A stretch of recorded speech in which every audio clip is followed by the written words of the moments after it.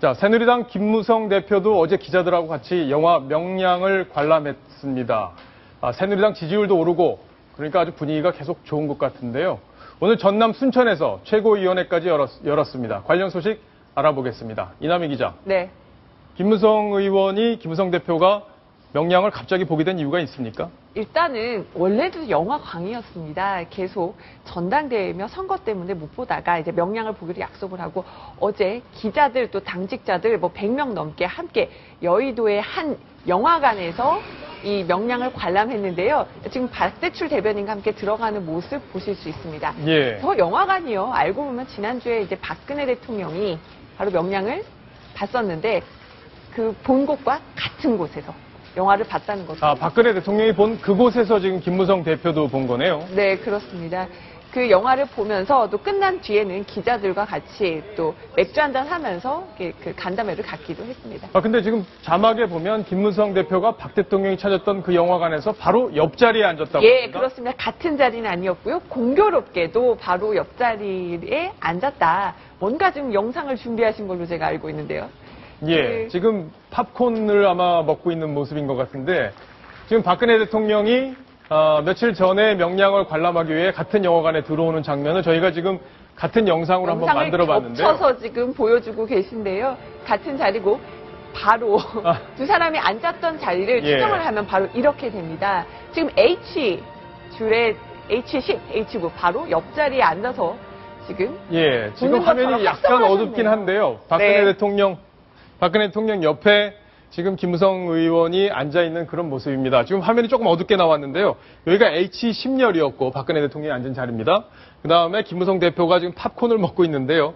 H9번에 앉았네요. 정말 뉴스톱10의 영상 그 생산 능력은 최고라고 제가 생각이 듭니다. 공교롭게도 옆자리에 앉았고 김무성 대표는 늘 또 대권을 꿈꾸는 최근에 또 대권 지지율도 1위에 계속 좀 오르고 있는데요. 여러 가지 좀 의미가 있어 보입니다.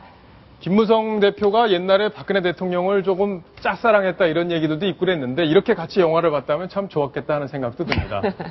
그렇습니다. 그리고 영화 평가도 했고요. 기자들과 이런저런 얘기 좀 두런두런 나눴습니다.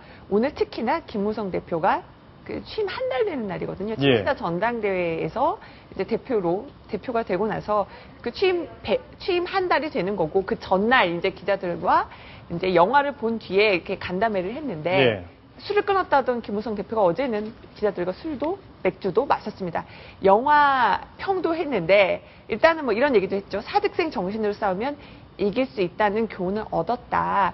근데 역사 이기는 사람이 지도자고 지도자는 이겨야 한다는 걸 느꼈다. 저 얘기는 조금 의미심장하게 들리는데요. 저 얘기는 약간 대권을 의식한 발언처럼 보이기도 합니다. 그렇기도 합니다. 또 하나는 정치는 서로 윈윈을 해야 되는 것이다. 지도자는 이겨야 되는데 또 정치는 서로 같이 윈윈해야 되는 것이다. 이런 얘기도 했는데요. 그건 어떤 여야가 지금 해법을 못 찾고 있는 그 경색된 정국에 대한 얘기가 아닌가 이런 해석도 나오고요.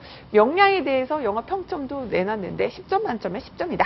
이렇게 후한 점수도 좋습니다. 저하고는 생각이 좀 다르긴 한데 김무성 대표 어쨌든 굉장히 명량을 재미있게 본 모양입니다. 자, 오늘 순천에서 전남 순천이죠. 이정현 의원이 당선된 바로 그곳에서 새누리당이 오랜만에 최고위원회의를 열었는데 그 영상 같이 한번 보시겠습니다. 호남인들께서 섭섭하고 소홀하게 대하는 것처럼 느끼게 한 적이 있었음을 솔직하게 인정하고 선거 기간 중에 약속한 예산 폭탄이 불발탄이 되지 않도록 당 차원에서 적극 지원하도록 하겠습니다. 이제 지역 발전, 국가 발전을 위해서 우리 하나가 됩시다. 저를 지지하지 않는 분들의 심정과 뜻, 어떤 누구보다도 저는 잘 알고 있습니다. 정말 지역 발전을 위해서 또 정서를 대변하는데 최선을 다할 생각입니다. 자, 지금 최고위원 장면 같이 보셨는데요. 먼저 소개를 하고 진행을 해야 될 것 같습니다. 지금 김정환 기자가 나간 자리에 동아일보 사회부에서 이동영 차장이 나왔습니다. 인사해 주시죠. 네, 안녕하세요. 자, 이동영 차장. 네. 오늘 예산 폭탄 발언, 그 공약을 실천하겠다 이런 얘기를 했는데 가능한 얘기입니까? 무엇보다 선거 중에 나온 이야기니까 100% 지켜야 한다고 생각을 합니다. 특히 이제 순천 곡성 지역은 호남에서도 과거에는 그 부유한 지역으로 꼽혀왔지만 지금은 낙후도가 상당한 수준이라 주민들 불만도 높거든요. 그렇죠. 그래서 이정현 당시 후보가 1조 폭탄을 공약을 걸고 많은 유권자들의 지지를 받지 않았습니까? 예. 그리고 오늘 또 김무성 대표까지 불발탄이 되지 않겠다라고 분명하게 밝혔고 또 1년 반 만에 호남에서 열린 최고위원회의에서 그 같은 발언이 연속적으로 나왔다는 것은 새누리당에서도 뭔가 의지를 가지고 호남 홀대했던 거 인정하고 앞으로는 잘해보겠다라는 의지를 밝혔기 때문에 예. 정부에서도 분명하게 이 예산 공약 1조 원 지킬 수 있도록 지원해야 되는데 이 지역만 낙후된 건 아니잖아요. 그렇죠. 호남 지역에도 아니 영남 지역도 마찬가지인데 특히 이 지역에서 기반 시설을 갖춰서 향후에도 계속해서 뭔가 생산적이고 지역 경제에 도움이 될 수 있는 그런 방향으로 예산이 투입되도록 해야지 뭐 일시적인 복지 공약 이런 것으로 예산 폭탄을 투여하겠다 이런 거는 우리가 좀 제대로 하고 있는지 지켜봐야 될 것 같습니다. 만약에 새누리당이 호남에다가 예산 폭탄, 순천뿐만 아니라 다른 지역까지 만약에 예산 폭탄을 퍼붓는다면 20대 총선에서는 진짜 다른 결과가 나올 수도 있겠어요. 그런 의미에서도 중요하고 예. 지금 낙후된 지방자치단체를 돕기 위해서 또 지금 호남 이쪽 지역에는 공장이라는 걸 찾아보기가 상당히 어렵지 않습니까? 그렇죠. 이게 여러 가지 규제도 있는 문제가 있지만 이런 것들을 풀고 지역 경제를 활성화시킬 수 있는 기반 시설 위주로 예산 폭탄이 들어가는 것이 예. 지역 경제를 위해서도 그렇고 국가 미래를 위해서도 좋은 결과를 갖고 올 것 같습니다. 예. 자, 짧게 청와대 얘기 하나 해볼게요. 네, 영화배우 전지현 씨의 개인 트레이너죠? 네.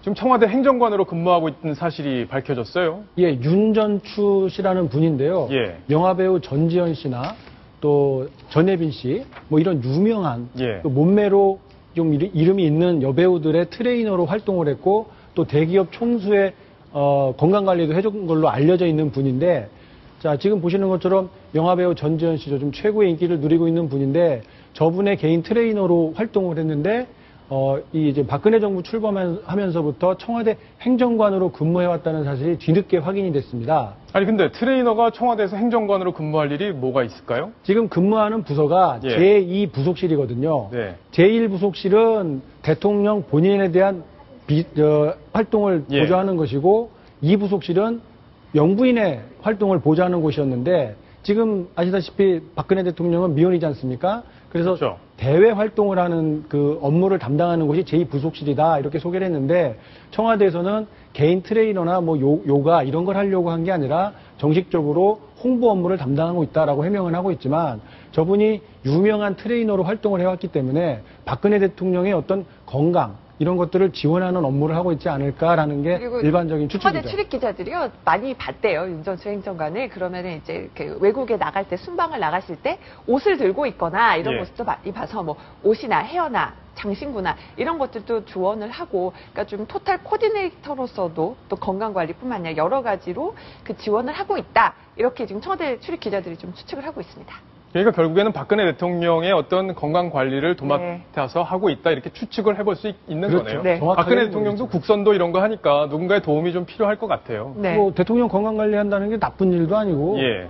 누군가는 그런 도움의 손길을 줘야지 대통령도 건강하게 올해 국정을 수행할 수 있지 않겠습니까? 예. 자, 이번에는 그러면 새정치민주연합 얘기 한번 해볼게요. 네. 당사를 이전했다고요? 네, 작년 8월 말이죠.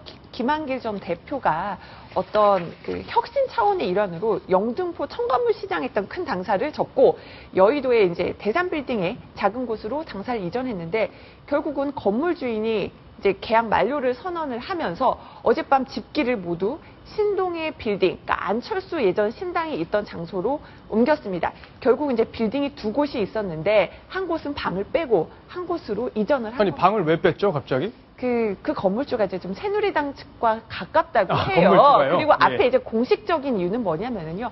너무 시위들이 많아서 주변 관리들이 좀 어렵다. 예. 이런 얘기들을 해서 그게 공식적인 이유였는데 지난 대선 때는 또 그 건물주가 박근혜 대통령을 좀 지지를 했는데 아무래도 이제 좀 새누리당 쪽이나 여권 쪽을 좀 신경 쓰는 게 아니냐. 이러면서 이제 김한길 전 대표가 굉장히 어떤 단혁신을 말하면서 여의도 전성시대 이런 걸 꿈꿨는데 좀 안타까운 제1야당 당사의 예. 어떤 1년 만에 옮기는 것을 보면서 좀 씁쓸하다. 이런 얘기 좀. 뭐 한마디로 방빼 이렇게 한 거네요. 네. 그죠? 예. 자, 그러면 지금 세월호 특별법 관련해서 여야가 대치 상황인데 박영선 원내대표 방에 뭔가 좀 다른 변화가 있었다고요.